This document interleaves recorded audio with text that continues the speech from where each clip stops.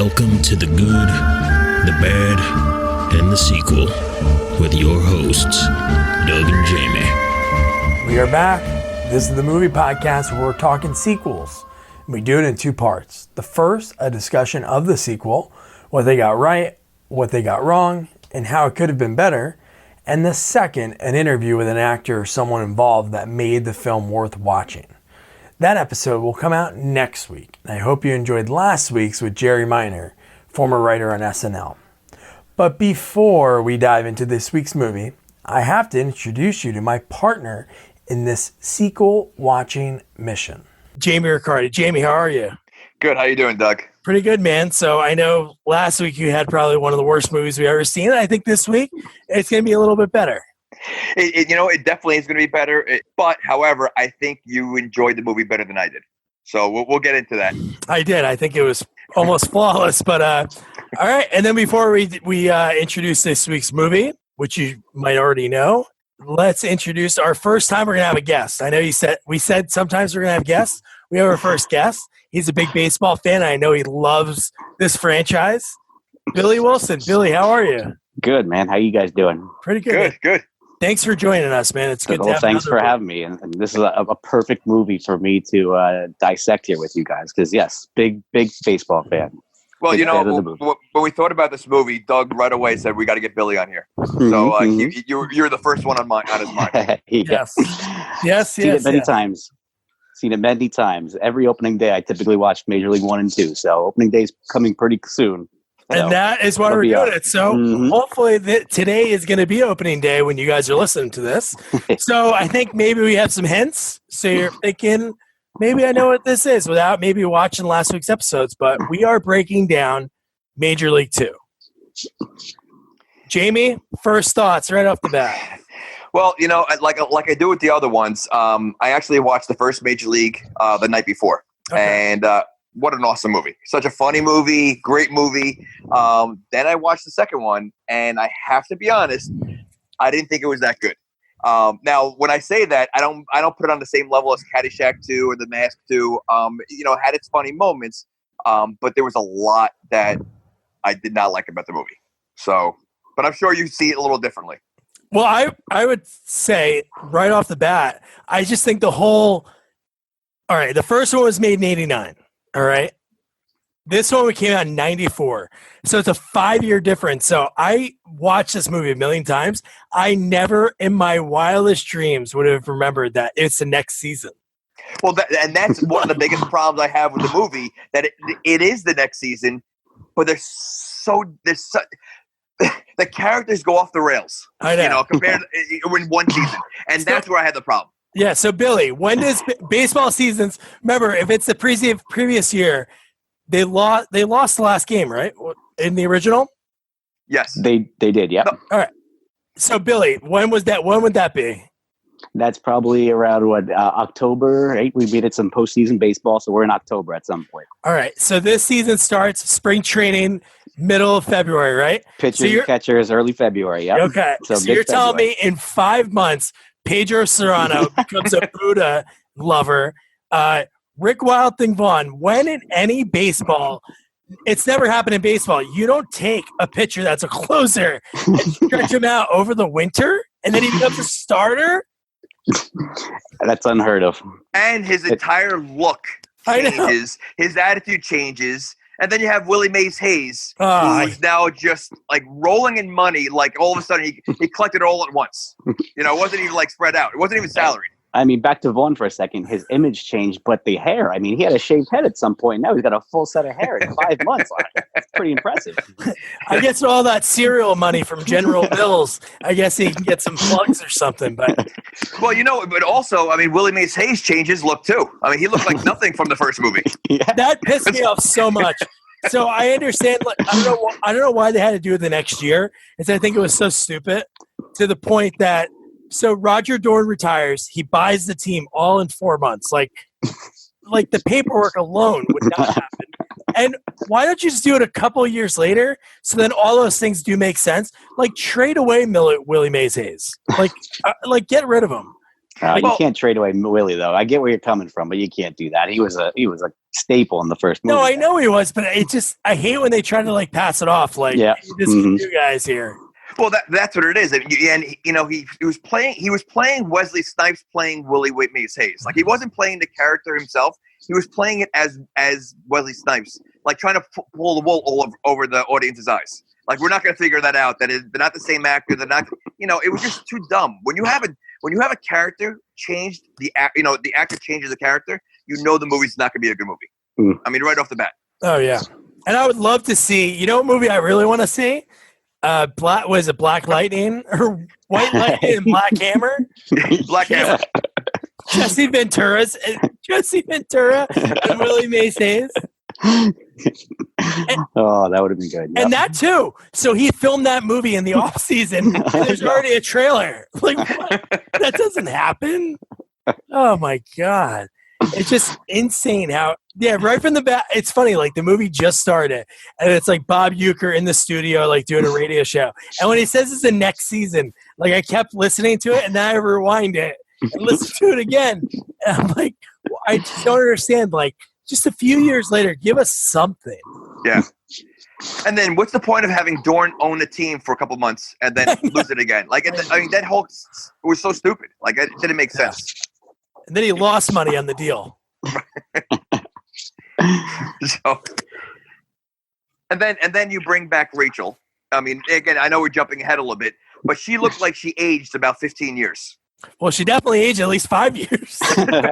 She aged 5 years, but I mean, she didn't look. She looked nothing like she did in the first movie. No, like, I know. I don't know if she had tons of plastic surgery in 5 years or something, but she looked so much older. Like and she played the same. I don't know. It didn't go.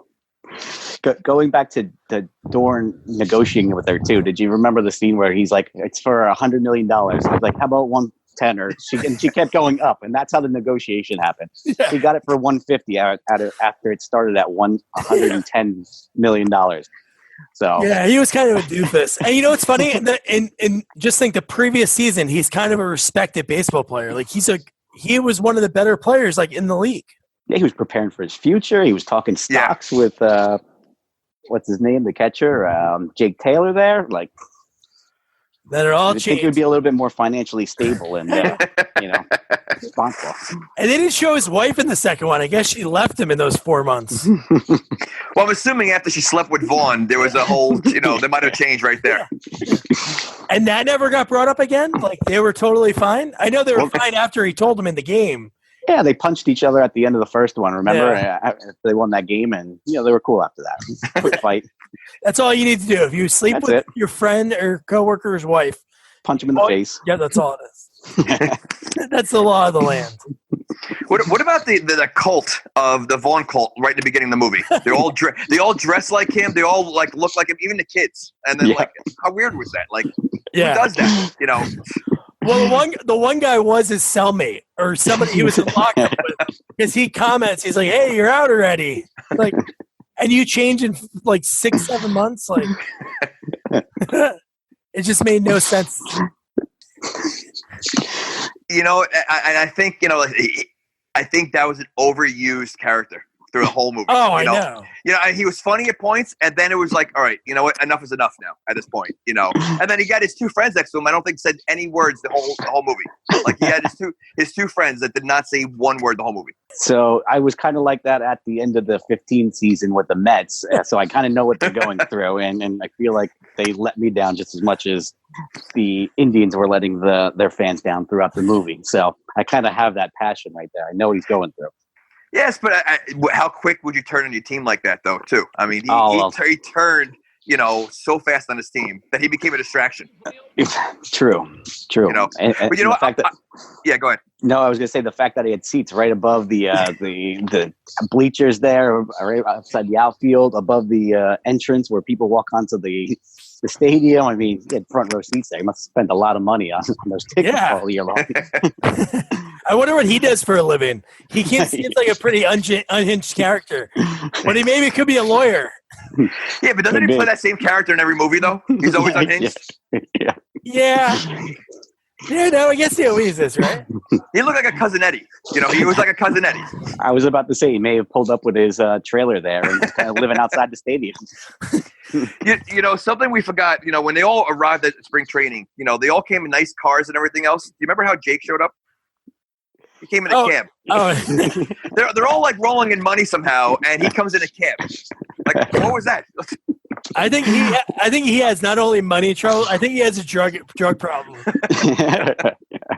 Because he always looks like shit. He can barely walk. I know he has bad knees, but he walks like he's 50 years old.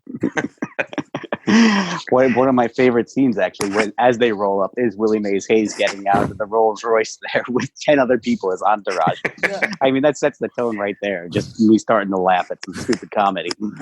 They are our center fielder. And then we get introduced back into the man, Lou Brown, pretty much ripping all the players on the team, sort of, and Willie Mays Hayes. Because Willie Mays this year, in 4 or 5 months, now he's going to be a home run hitter. He bulked up, yeah. Bill, I got to be honest, that reminded me too much of Jose Reyes. When he came back one year, started bulking up and, instead of using your speed, you're trying to go for homers. I get it. I mean, his first at-bat of the season, he's pointing to the crowd, calling his shot. Multiple times. He did it multiple times. And right from the get-go, that is honestly game 1 of 162. And Randy Quaid was going absolutely batshit crazy. Yeah. And now we got to break down the greatest hire, the greatest signing in baseball history, in fake baseball movie history. Dude, Jack Parkman is the greatest character ever. He's a badass. I'll tell you that. That look every time, like when right before the pitch goes, he's just ridiculous. He's awesome. I mean, he's great in every movie he's in. I mean. Yeah, I reached out to his agent, and unfortunately, he was a little bit busy filming something. But I tried to get them to get back to me because I just wanted to find out, what, baseball player, what batting stance that he was emulating, because it seemed like a hybrid of so many different players. But yeah, it's just so badass what he does. I would love a player in the Yankees to do that. I would love a guy that does that. Are there any players that are that cocky when they get up there like that? To have that look in their eyes. It was all in his eyes. He had that look I'm gonna crush it as soon as I get up there. Throw me whatever you want to throw me. I mean, the only person I could think of recent history is almost like a Manny Ramirez. That dude went up there and didn't care. He just grabbed any bat off the bench. It didn't have to be his. He'd go up there and just knew he was going to crush a ball. That would be the best person I can think of. Jack, being new to the club, how do you feel about the way things have gone for the Indians so far? I'm the only winner on the team. The rest of them are losers, either by choice or by birth. God, so badass. Man, and what about Serrano? And, he gets rid of it. He goes, I'll do it myself now. And he goes up there, and then he brings Joe Bull back. And now he has, was it Buddha? Or was it Buddha? So now he has Buddha and Joe Bull. Right, meet Joe Bull. And don't cause any trouble, he tells him. I know, and he's killing birds. He hits a bird with a baseball, and he runs into the outfield. The run doesn't score, and that's why they lose the game. It's and again, this is 5 months. I know. In 5 months, his demeanor changes. Unbelievable. I don't know what kind of monkey or monastery he went to or whatever to become like that over 5 months. But yeah, he was a feared hitter there. You couldn't throw him a fastball in the first episode, the first movie there, and now all of a sudden he becomes this guy who, they said at one point he wasn't taking practice swings because he might kill a gnat. That's great. It's funny that this is the next season. I wish they would have brought back that guy that's in a million movies, the pitcher from the first one, the older guy. Oh, yes. He was the one that drank Joe Boo's rum. Yes. He's a snot ball. Yes. Yep. Vaseline on his hip. He had everything all over the place. You put snot on your baseball? Well, they did have a pitcher that in the second one. I've never who pitched the last game. Who was that guy? Oh, dude, and he pitched the whole game. He pitched the whole game. That made no sense. He pitched, and the score was like 6-7, right, or 6-5, and he was still in the game. And he, yeah. 8 2/3, and he gives up 5 runs. That never happened, even back then. Shoop, right? Wasn't that his character name? Good name, Shoop. Yeah. And then Rube Baker, who I hated so much. Yeah, he was an embarrassment to the movie. Yeah, I didn't get that. So you're telling me there's not another baseball player, a catcher that can't throw to the pitcher? Well, how quickly did they get rid of what's his name? The manager. Taylor? Yeah. I mean, he was the hero of the last game. You know, I know he had bad knees and everything, but they really threw him to the curb. Like, all right, you're not playing anymore. Just manage. Like, there was no loyalty whatsoever. They didn't give him a chance. You know, it was his last shot, and they get rid of him for a guy who can't even throw it to the pitcher. I mean, yeah, it was ridiculous. I was going to say, the way they figured out his problem was to have him read more porn. Yeah. Took his mind off of it. Yeah, you know what? Honestly, I don't understand the whole concept. Because then he went to Frederick's, was it Victoria's Secret or Frederick's of Hollywood or something later in the movie, and now he's like he's an advertisement for like the underwear, like, and that's what keeps his focus. Like I don't understand that. That was he reads weird. the articles. Yeah, I know. And if Jake Taylor did have that drug problem that I alluded to, which causes money problems, how bad would that be? Like he has to talk to Rene Russo, and it's like, oh, what happened? Did they sign another guy besides Parkman, who's like one of the best catchers in the league? Oh no, it's this guy that can't even like. Seems like the guy really can't read or write besides like porno mags, and he can't throw back to the pitcher. It just made no sense. Is he in a lot of movies, or is he like? He was in Starship Troopers, and he got his head blown off. That's all I remember. But that's it, right? Like, and they gave him a pretty big part. I mean, he was in like almost every scene. Like, he was a big character. I'd rather see more Hayes. Oh, definitely. So weird. I mean, let's be real here. You wouldn't be in the major leagues if you couldn't throw it back. You probably would be. You couldn't even make it to like single A balls. Oh, yeah, you would be drafted if you couldn't throw. Like, that wasn't like he was a lights out hitter there either. Like, I don't know what they brought him up for. He could barely hit too. He like slapped to the ball. He's the team motivator. That's why they have him there. Yeah, true. Oh my god, he was the heart. Speech. Oh my god, dude, that speech is horrible. But you know, I mean, what made the first movie so good is the characters that they had. You know, that every character had their own, you know, outlet. You know, Vaughn and Willie Mays Hayes and Serrano. This movie, it was just like, I feel like they went in such a different direction. And I think that's why I didn't like it. They took away what worked in the first one, and they totally, because really they only replaced one actor. So they brought back the whole cast. You know, the whole cast came back. So the movie should have been good. You know, totally. But I think they just, because they took away what the characters, you know, quirks in the first movie, I think it ruined the second movie. That's where the fault was. That's my. No, that makes sense. I think everybody was the same. Like Pedro Serrano being such a badass. Like Rick Vaughn was. I don't understand why they wrote that in.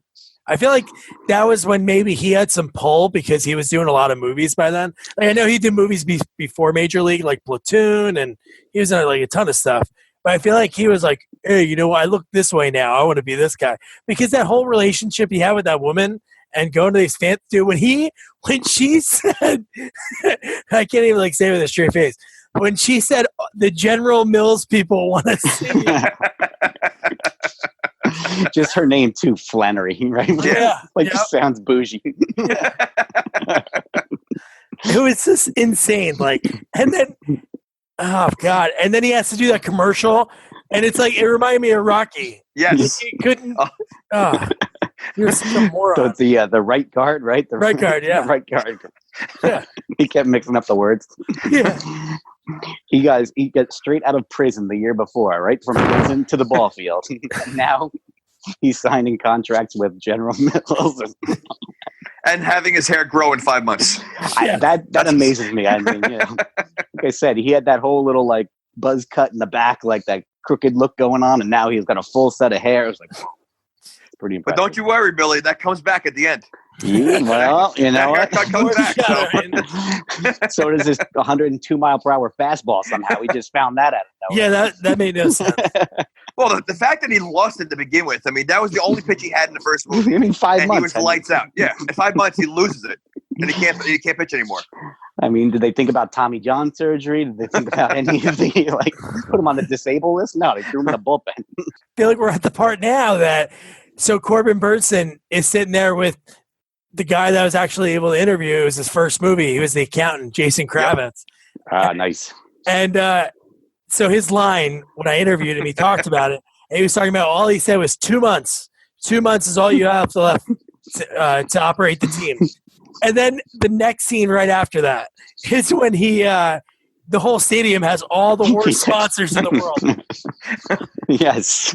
I should have went back and write some of them down, but I feel like they were some of the worst fake business ever. I can't think of anyone except for the bail bondsman one. Yes, the bail bondsman. Off the bail bondsman.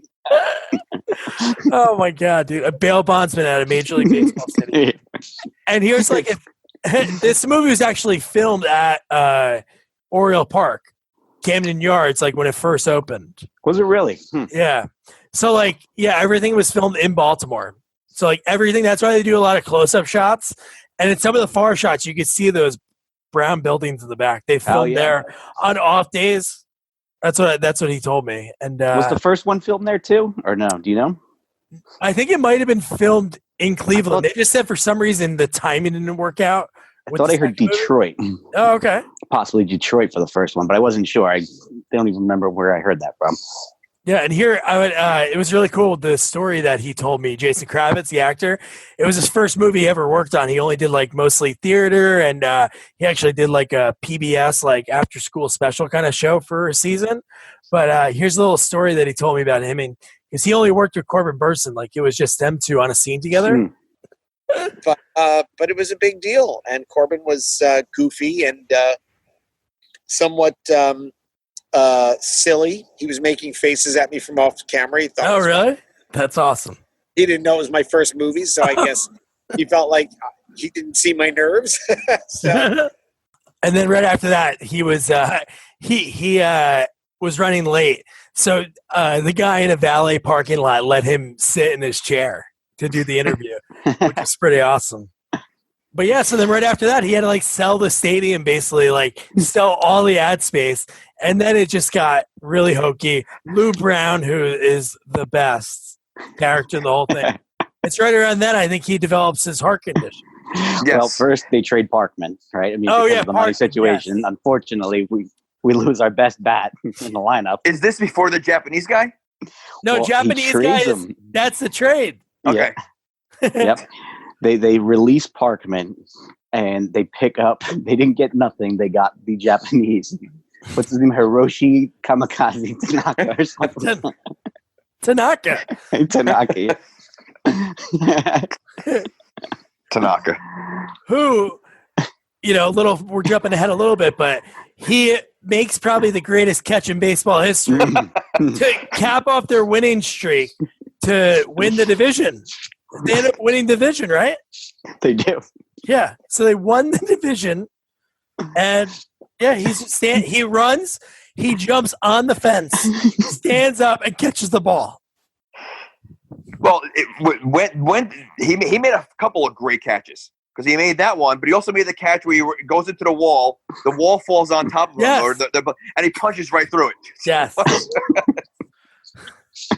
There's that one, the hat one, right? He takes his hat. He does a little Michael Jackson. He does a Michael Jackson. It's a pretty. I wonder if he got a Gold Glove for those catches there. I mean, that's pretty impressive. And let's not forget, he's the reason why Serrano started hitting again. Well, yeah. I mean, without him, Serrano's still catching butterflies. He called out his manhood pretty much. Yeah, he did. And he's a great. If you think about it, the catches he's made, he goes down in history. Did we ever see him hit? Did he ever hit? I think he hit in the last game. He got a base hit in the last game. Yeah, okay. I believe so. I believe he had an RBI in that game too. Drove in a run. Yep. And then if you remember, we're not going to cover this movie, but in the next sequel, Back to the Minors, he runs a mini golf course, and then he comes out of retirement to play for a minor league team.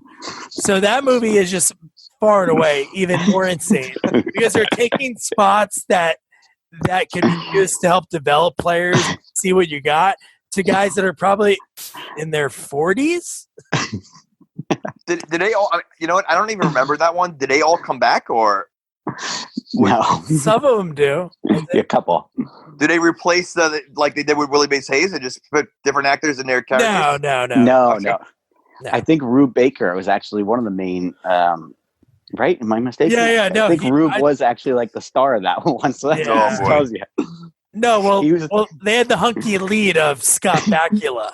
Yes, that's true. And Jefferson Darcy was the manager. Oh God, yeah. He was the manager of the Minnesota Twins. Oh man. So that's what's so dumb about the third one. They couldn't even use the Indians anymore. It was the Minnesota Twins. Dorn bought the Twins. So this guy has a The lot. third one just got unrealistic. I mean, Yeah, this guy's punching through fences. And, yeah. This one personally, no. Third one took it to another level. So punching through wood in the middle of the game, that's okay. But then when owning a miniature golf is not. Yeah. Punching through wood, which was like the sign that Dorn had to put in the outfield to make sure that he was getting a sponsorship to make money to pay for the players. I know. That was a little foreshadow. For some reason on YouTube, the only clips that they have of this movie are from the last game. Because that's another last game clip. They don't have the other one, the first marble interaction. Yeah. Where do these marbles keep coming from, by the way? I mean, I wouldn't even know to get marbles these days. Well, this was 1984, wasn't it? Or 1994, I guess. Yeah. Were marbles relevant then? I guess Pog, it's where you used to buy your right? Pogs, yeah. Yeah.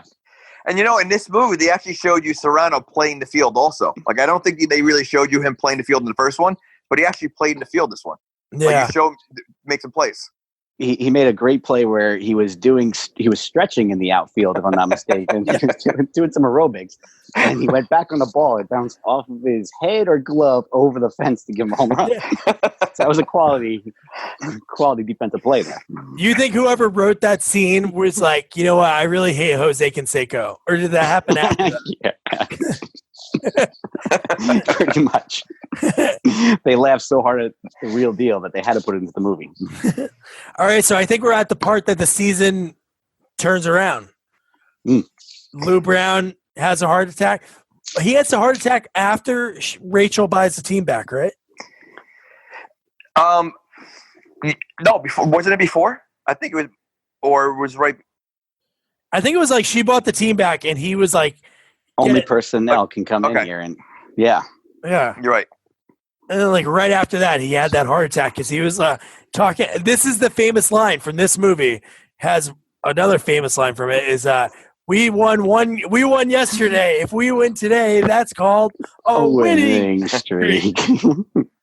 It has happened before. Now, why would Rachel want to buy back the team after knowing the issues of the first season? Like, why would you want to buy it back? Like, if I remember correctly, she said something along the lines that she wanted to watch them fail since she wanted to be part of their failure since they were doing so bad. They cost her trip to Miami or moving the team to Miami the first. That now that they were doing crummy, she wanted to buy them back and watch them go down in flames. But do you really have to buy them to watch them go back? I mean, they're already doing crummy anyway. So you'd rather spend the money? I mean, maybe she made a good. I mean, she negotiated up to 150 million. She probably bought it back for probably 50 million or something, knowing the way Dorn negotiates. So it was probably a win-win for her. She made $100 million, and she got the team back to watch them go down. So, but maybe I know she gets off on that, but it's kind of like psychotic because she's like she's hitching her wagon to a team that's losing. Do you think like Bill Gates or like some bazillionaire like Jeff Bezos is like, man, I really hate the Jets and they're gonna have a bad year. I want to buy them now. Well, that's what I mean. Like, that also made no sense. Like, why would you want to get back in the I know. You know? I mean, yeah, I guess they ruined her life by that, and she had to get back into the league to watch him go down. I don't know. Kind of strange. Yeah, and then Jake Taylor takes over, the great catcher. Mm-hmm. And he does pretty well with them. If they would have had, what the record is, man, he really turned around because they were like in the basement of the division. Did they talk about the exchange of why she lost it to begin with? She just wanted to sell it. So she just sold it to Dorn, and then that was. Yeah. Pretty They much. didn't go too much detail about that. Yeah, originally in the first one, I know she wanted to move to Miami. Right.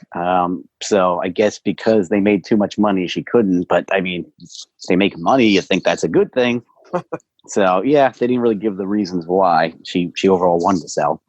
I should have the stats up for the movie, but it's got to be like an hour and a half, right?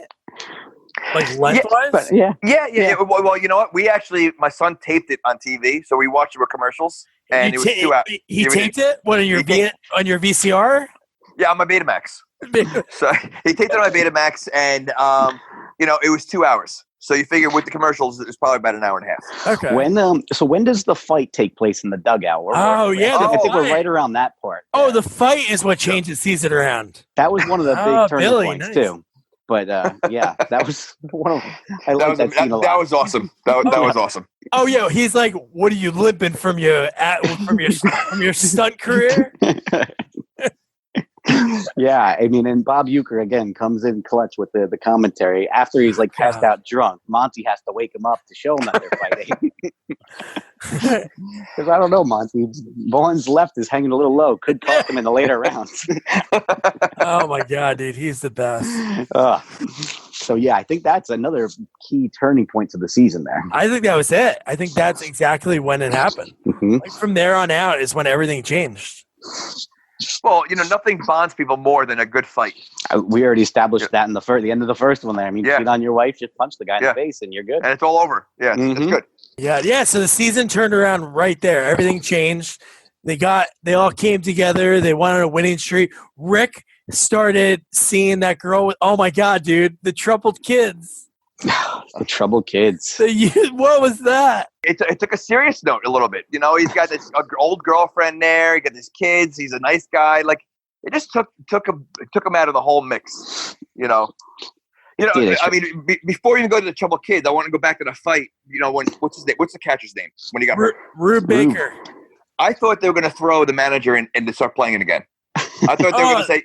That's what I thought was going to happen when I first saw the movie. I'm like, you know what? This is great. Throw him in there. He gets his second shot again. I thought that would have made a better storyline. But we got something better. Roger Dorn came out of retirement. He activated himself. And what is what's his name? The announcer. Uecker. Bob Uecker. He's like, oh, he gets his first hit of the season. Oh my god, that's awesome. And then he refused to come out of the game after he got. Yeah. Which he cannot run, even though it's a year later. He can't run. But no, back to those troubled kids and the old girlfriend. It was that girl that was in Dazed and Confused. She was in Coneheads. Dude, I looked her up. That's all she was in. She was in like one or two things after that. So I wonder why. Because she was awesome. So those movies came after Major League? They actually all came right around the same time, if I'm not mistaken, right? All within the same couple of years. Like, I wonder if Major League 2 came after, it was a nail in the coffin for her. She's like, oh, no one's going to hire her now. She's a Major League 2. I think Dazed and Confused was 93, so that might, I think it's a year after. And then Coneheads Coneheads was like right around the same time. Mm-hmm. Oh. Coneheads was 93. Yeah. That's another, between that and Joe Dirt, I'm sure you love them both, but I can't. Jamie, Joe Dirt did have a sequel. That was Did it really? Yeah. Could we do the first Joe Dirt instead? Joe Dirt 2 was watching the first one again. The same jokes, it was crazy. It was David Spade too? Yeah, he's in it. Yeah. Oh my god. What else is he doing? What do you mean? Oh, Grown-ups 1 and 2. Yeah. Oh my god. They're in the playoffs. They won that last game. We already covered the amazing catch by Tanaka climbing the wall, catching the ball. And that's when Vaughn came in. So Vaughn was like, I got this. And he almost served it up. He almost cost them the year. So we're in the playoffs. And they didn't show, but 93 was before the wild card, right? So were they still – because that game they went to the World Series. But they didn't talk about the first series at all. No, well, it's 2 divisions, I think, still at this point, right? So they're just in the they're in the East at this point. That's why they're going against the White Sox. I think so. Yeah, the White Sox. The White Sox, yeah. to make it to the World Series. Oh, actually, well, But there should have been a series before that. There should have been a division, then a championship. should have, yeah. So they totally just said, screw that. We don't need the audience. They swept that one. There was nothing exciting in that particular series, so. I don't remember the newspaper spinning for that. Shoop went out there and pitched 4 complete game shutouts. They do a lot of newspaper spinning in this movie. Yeah. There's a lot of fake papers. I would love to get one of those. But yeah, so then they're up 3-0 on the White Sox. Mm. 3-0. They have it in the bag pretty much, and then they blow it. They show a little bit of them blowing each game. Well, Rachel goes on fire. Phelps. Yeah, Rachel Phelps comes in and kind of jinx them, if you remember. She starts talking about how bad they are and this, and she kind of puts a little. Well, she goes in there like she tried to go in there pretending to be all humble, like but she's giving everybody their faults, and they totally mess with them. Mm-hmm. And she kind of sexually assaults Rube. He didn't know what to do. I know. He ran and hid. She does that in the first movie too with Wesley Snipes? Oh no, Serrano. Pedro Serrano's jockstrap. Yep. She plays her jockstrap. Yeah.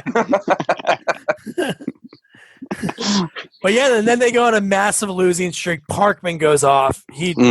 I know they obviously we mentioned how it ended already, but he's got to be the ALCS MVP on the losing team. That guy goes off. He is unbelievable. Yeah, he runs over Rube Baker at home to win one of the games there. Yeah. And train, the train on the track when the train's coming through, kind of thing, and plows him over.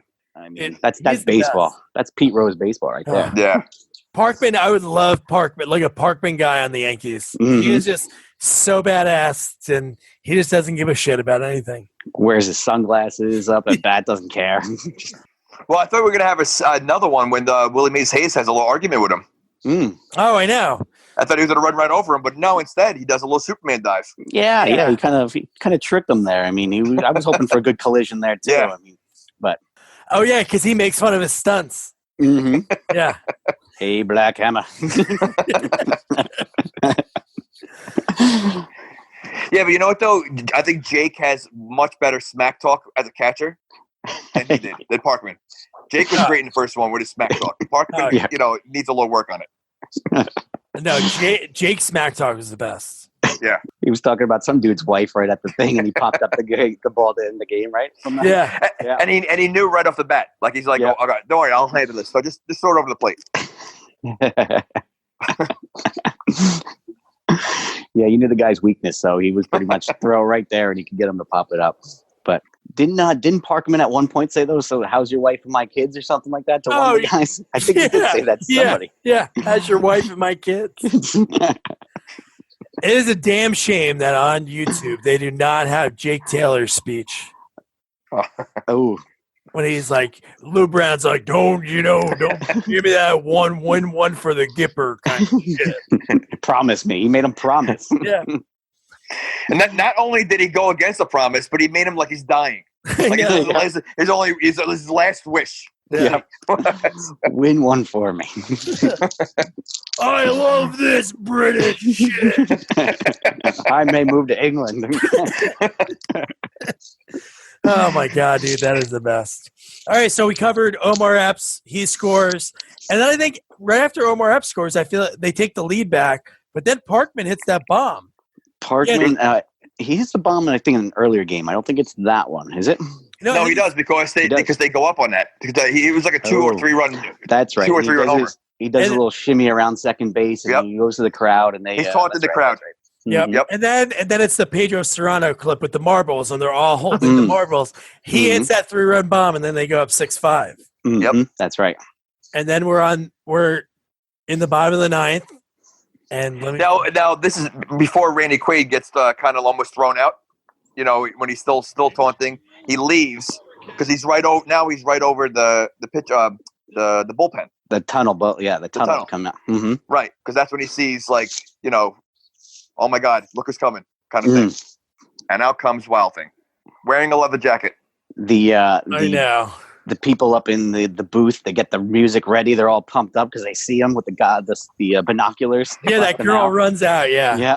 All right, so here's the final. Jake Taylor goes out. He takes out Shoop, who's pitched 8 2/3 innings, giving up 5 runs. The guy's probably throwing 160 pitches. He's gassed. He's also pitched in 162 games. I know, and he's Yeah. and he's a lefty, so Single-handedly got him there. yeah. So He's probably the MVP of this series. that right is there. true. Yeah. He is the MVP of the league. He's the only guy to go out there for every. Then why wouldn't they introduce another pitcher, like another character? Well, they traded the guy that got the Joe Boo's rum there, so he couldn't be in it anymore. I mean, he got got let go in traded? free agent. He No, got let go in free he probably agency.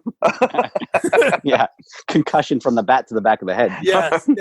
All right, so Jake's out there, and Rube doesn't know who he's going to call for because obviously towards the end of the season, even though they were winning, Rick. Pretty fresh bullpen. They had all arms available. Oh yeah. All it took was the leather jacket. She can't see the hair. She can't see the haircut from there. So Not yet. all it took is the leather jacket. Now she knows he's back. And wait, is her job just to look out for him with binoculars? Because why would she have her binoculars ready the whole time? She's always looking out. Like who's coming out from the bullpen? That was so ridiculous. Well, nobody ever comes out of the bullpen. It's Shoop and then Vaughn. And then here's the biggest Fairweather fan ever, this douchebag.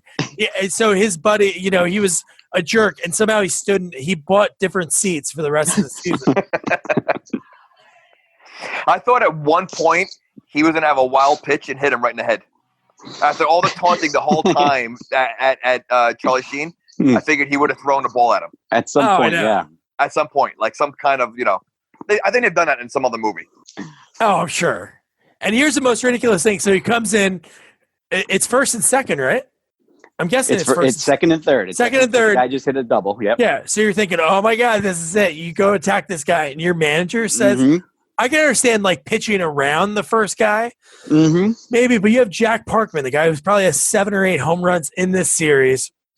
He kind of owns you like all time, It's all the way from spring training, the Terminator. He was just rocking out of the park. Or the, what were the other pitches that he had? I can't remember them. The Eliminator, the Terminator. Eliminator, yeah. And then the other one was, Masturbator. The Masturbator. I'm working on another one, a knuckleball slider hybrid. Yeah. Like, okay, dude.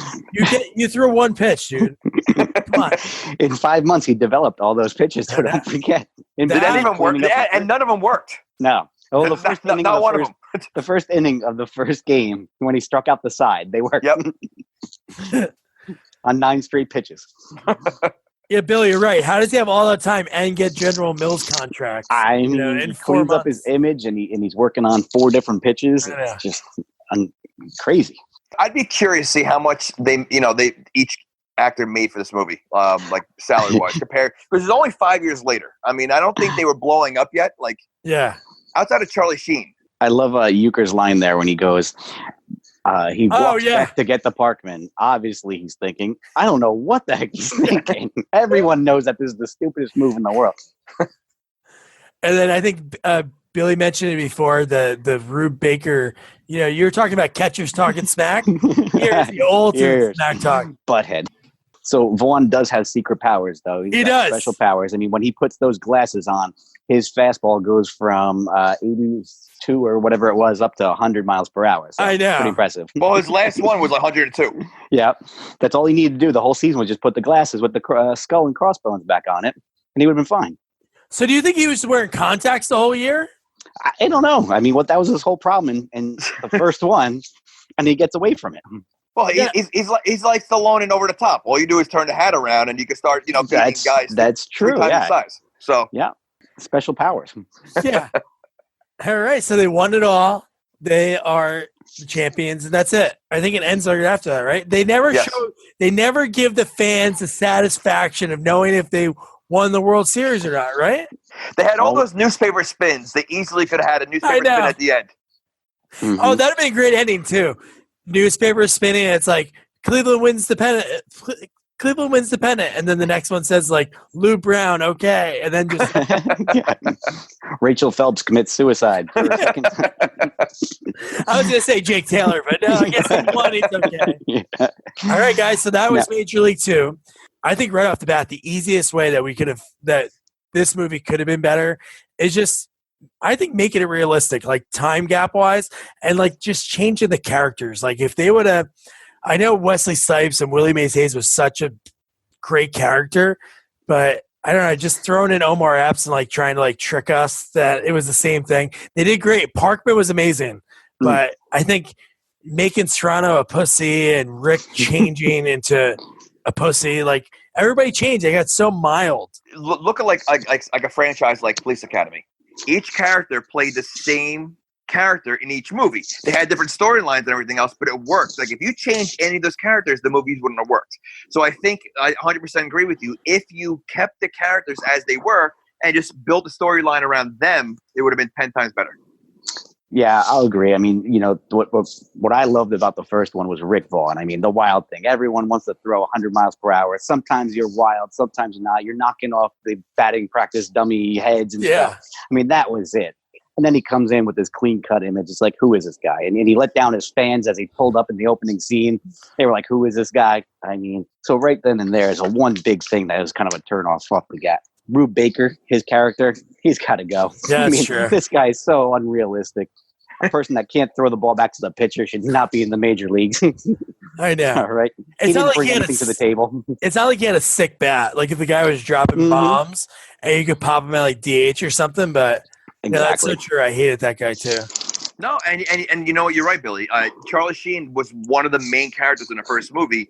He was like a completely different character in the second movie. You know, it took away the whole feel of him. No, that definitely makes a lot of sense. I think overall, this movie was successful because it did make money. So I just think those changes, I think right from the bat for fans that saw the trailers, you know, you gotta think trailers were such a big thing back then, you know? You'd see the trailer either like, you know, before a movie when you're at the movie theater, or sometimes they had trailers like at the video store. So this movie right from the get-go, you're like, oh man, Rick Vaughn, I love the way he was. And it's like, who's this guy? I'm sure they showed clips of the Right Guard commercial of him not being able to say. And why did they make him say those large words for a friggin' deodorant commercial? Yeah. Here's deodorant, put this on, and that's it. Well, you know, I think another thing also what made the movie better was the first movie had a storyline. You know, it had a heart at it. You know, you had this old time catcher who has got one last shot, you know, and it kind of built around that. Here, what's the storyline? You know, there really is no storyline at all. Like there was no heart at this outside of the troubled kids. You know, there was nothing, you know, there's no storyline with it. So I think that was also what made a big difference in the first one. Yeah. And I know we're just talking about the sequel, but then you bring up like Jake Taylor in the first one. You know what scene really pissed me off was remember when he goes up to Rene Russo's apartment, just like dating that other guy. And that guy, all the rich people were like, baseball player. Like, dude, this guy's a baseball player. Amazing. Yeah. I know baseball players didn't make a ton back then, but he was probably still making 100, 200. There was that one woman that was kind of like into him. Yeah. That's true. Right in front of her husband, too. Like, you know, so. He probably could have hit that right now. All right, great. So that was Major League 2. We'll go with our guest first. Billy, would you recommend this movie? You know what? I would have to recommend this movie. I mean, again, all the flaws of it, just because of Bob Uecker's quotes. I mean, I was constantly laughing during it. So to go into it, like we were saying, if you're looking for a good storyline, unfortunately, you're not going to get it. But if you're looking for some mindless entertainment to kind of throw on, it's definitely a movie that you should check out. Jamie? I agree. I think I would definitely recommend it, you know, going into it knowing, you know, it doesn't touch the first one, doesn't come close to being as good as the first one, but it still has its entertaining moments. It's not a sequel that you'd be like, you know, 20 minutes in, I'm ready to throw it off. You know, it keeps your attention the whole movie. And especially if you're a baseball fan, it's still like, you know, it's fun watching baseball. As corny as some of the scenes are, it's still fun to watch. So I think it's still definitely, you know, enjoyable. Yeah, and thinking back, again, I really love this movie. I had this on VHS. I watched it like a million times as a kid. Yeah, there's like the flaws in the story, and it's stupid that it's the next year. But if you think about it, like the first one, the lines that you might say, like when you're talking to your buddies, like, win the whole fucking thing, you know? Or strike this motherfucker out. Those are the two lines that you think for the first one. I don't know. This one has more. You got the eliminator, the masturbator. You have no marbles. God, there's got to be another one I'm not thinking of. But there's so many lines from this movie. So, yeah, you have to watch this movie.